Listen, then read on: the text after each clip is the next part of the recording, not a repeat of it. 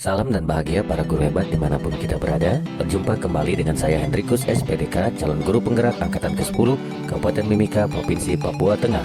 Pada kesempatan kali ini kita akan membahas koneksi antar materi modul 2.1 pembelajaran berdiferensiasi.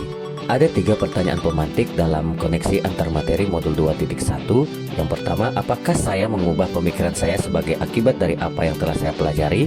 Selanjutnya, bagaimana perubahan pemikiran tersebut berkontribusi terhadap pemahaman saya tentang implementasi pembelajaran berdiferensiasi?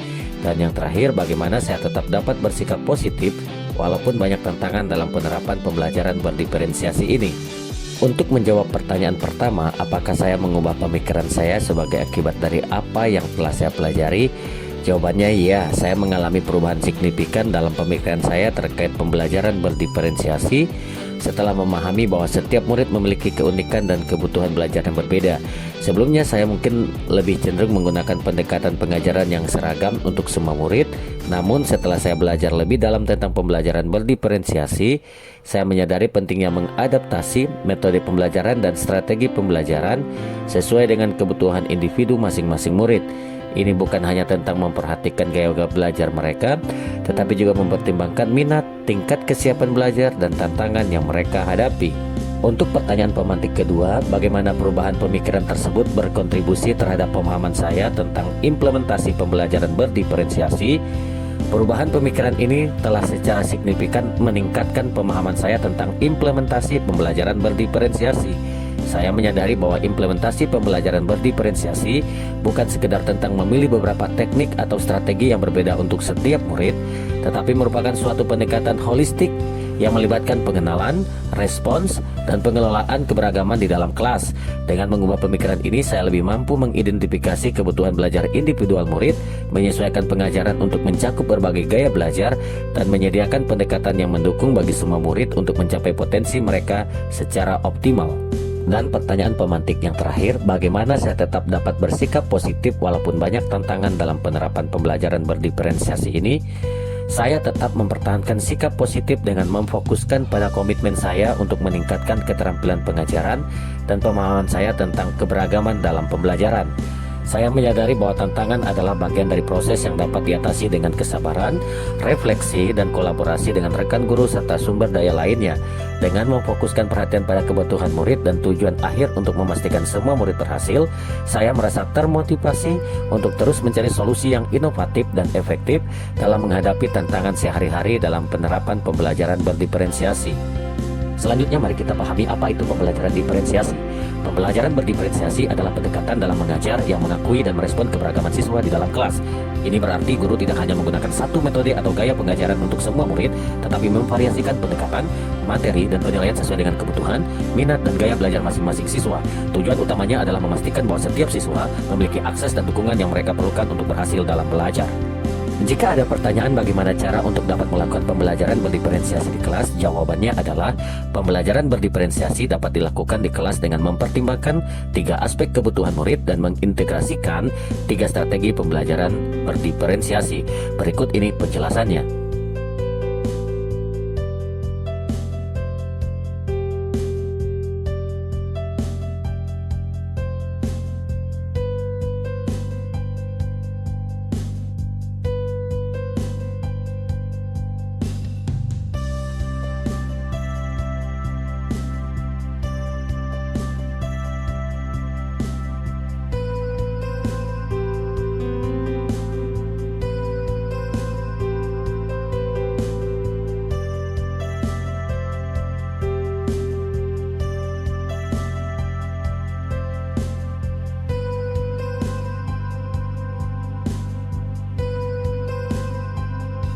Agar pembelajaran berdiferensiasi berjalan dengan baik, guru harus melakukan beberapa tahapan.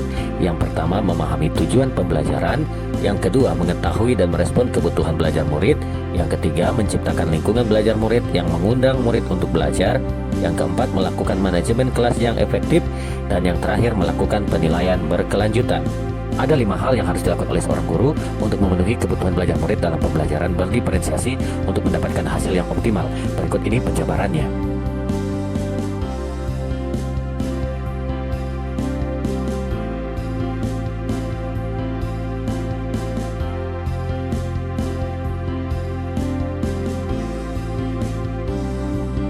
Setelah kita mempelajari modul 2.1 tentang pembelajaran berdiferensiasi, tentunya materi ini memiliki keterkaitan antara modul pembelajaran dengan materi-materi sebelumnya. Berikut ini keterkaitan antara modul 2.1 dengan modul-modul sebelumnya, baik itu modul 1.1, modul 1.2, modul 1.3, dan modul 1.4. Berikut ini penjelasan intisari dari setiap modul dan keterkaitan atau koneksi dengan pembelajaran berdiferensiasi.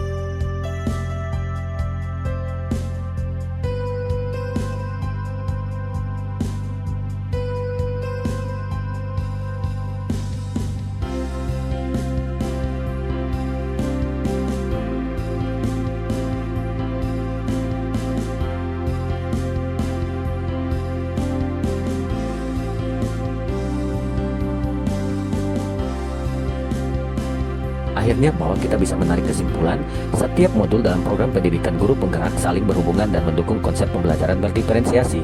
Dari filosofi pendidikan Ki Hajar Dewantara yang menekankan pentingnya memperhatikan individualitas siswa, nilai dan peran guru penggerak yang berfokus pada inklusivitas dan inovasi, visi untuk menciptakan sistem pendidikan yang adaptif dan berpusat pada murid, hingga membangun budaya positif di lingkungan sekolah dan kelas, semuanya mengarah pada tujuan yang sama, yakni memberikan pengalaman belajar yang optimal dan bermakna bagi setiap siswa. Pembelajaran berdiferensiasi adalah salah satu strategi utama yang memungkinkan guru untuk mewujudkan prinsip-prinsip ini dalam praktik hidup sehari-hari dalam pengajaran di kelas. Sekian pemaparan koneksi antar materi modul 2.1. Totalbah menjadi guru yang tergerak, bergerak, dan menggerakkan. Terima kasih, Tuhan Yesus memberkati.